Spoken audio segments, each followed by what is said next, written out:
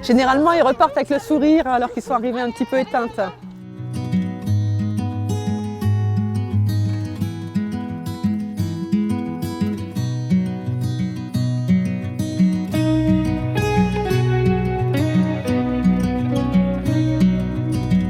Ce que vous avez vu, c'est donc une séance de sophro à côté du cheval. La personne donc est accompagnée par le cheval lors de sa descente de sophrologie. Donc la première partie, c'est pouvoir détendre le corps et l'esprit pour pouvoir faire diminuer un petit peu le niveau de conscience et pouvoir travailler sur les difficultés sur lesquelles on ne pourrait pas travailler si on était complètement conscient comme dans la vie habituelle. Je leur ai fait expulser tout le négatif qu'elles pouvaient contenir actuellement.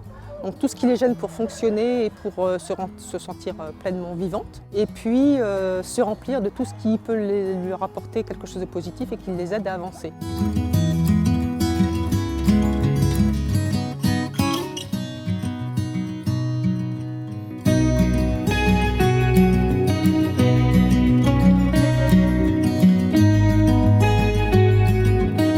C'est se sentir pleinement vivante après une période qui était difficile. C'est pouvoir leur donner de l'espoir parce qu'on travaille tout le temps avec une symbolique et à la fin, elles repartent avec des missions de vie, des choses auxquelles elles veulent absolument atteindre. Ça leur donne de l'espoir, ça leur donne l'envie d'avancer, ça leur permet... Alors je vais prendre deux expressions, reprendre les rênes de leur vie et mettre le pied à l'étrier. Je trouve que c'est pas mal comme expression. Pour passer à la deuxième phase de leur vie, le post-cancer, et que cette deuxième vie soit la plus pleine de tout ce qui est positif, quoi. C'est une petite parenthèse dans les journées. Moi j'ai repris le travail là récemment, du coup ça fait du bien, ça oxygène. Enfin, moi les chevaux, oui il y en a à côté de chez moi, mais on les voit, on les caresse, mais là ils nous permettent de nous en occuper. On ne se rend pas compte que ça nous relaxe, ça nous vide la tête comme ça.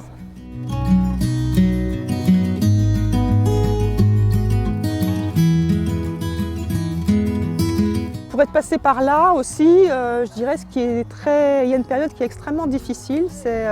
Vous avez toute une période où vous êtes en soins, vous avez l'intervention, vous avez la chimio, vous avez la radio, etc. Vous voyez les médecins et les infirmières toutes les 5 minutes.